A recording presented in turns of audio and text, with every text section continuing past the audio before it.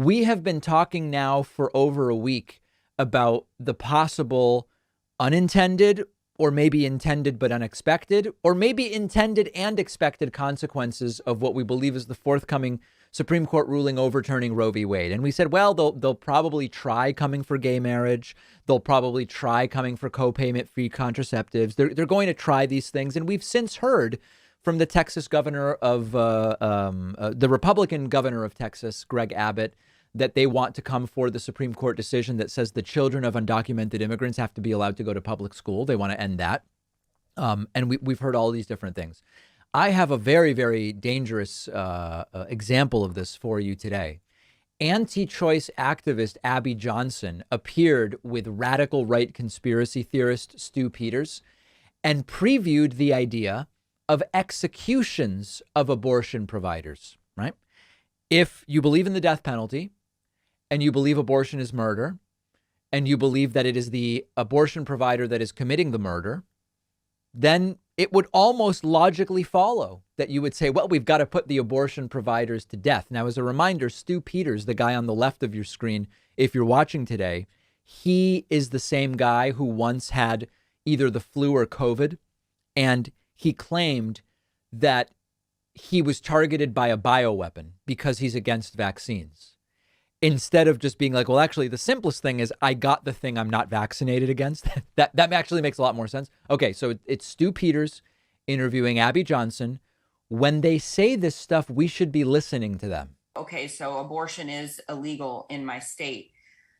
And that's great when Roe is overturned. But what does that actually mean? It means that it's murder. It's murder. And we need a governor. If it's murder, then it needs to be treated like murder. That's right. And we need a governor with the balls to stand up and say that. I will bulldoze every single Planned Parenthood facility in my state. I will bulldoze any facility that facilitates this murder of unborn babies.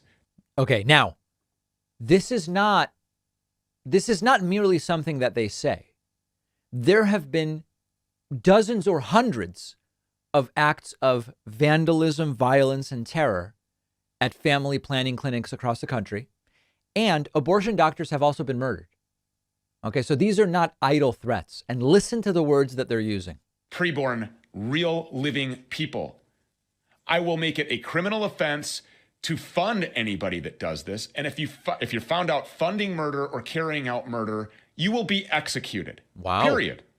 That's what needs to happen.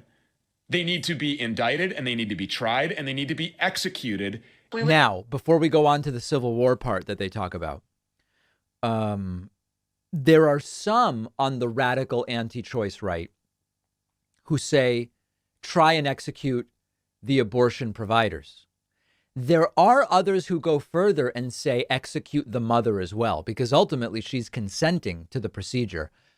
That's a controversial position even among the right. Some on the right say, no, the women are the victims, so you don't go after them. And it's a fraught question because politically there are problems on both sides of that. It's a crazy conversation. I'm acting like it's a rational conversation. It's not. But certainly execute the abortion doctors. They mostly feel pretty good about. Let's move on to the next section now. To war over slavery, right? Why? Because there was a group of people who were seen and treated as subhuman. And right now in our country, there is a group of people who are seen and treated as subhuman. Now understand, she's talking about fetuses as a group of people. That is part of how they identify with this issue. I mean, we are in our society at war, but maybe it means more than that. And maybe it should. If there was ever a time, if there was ever an issue for us to,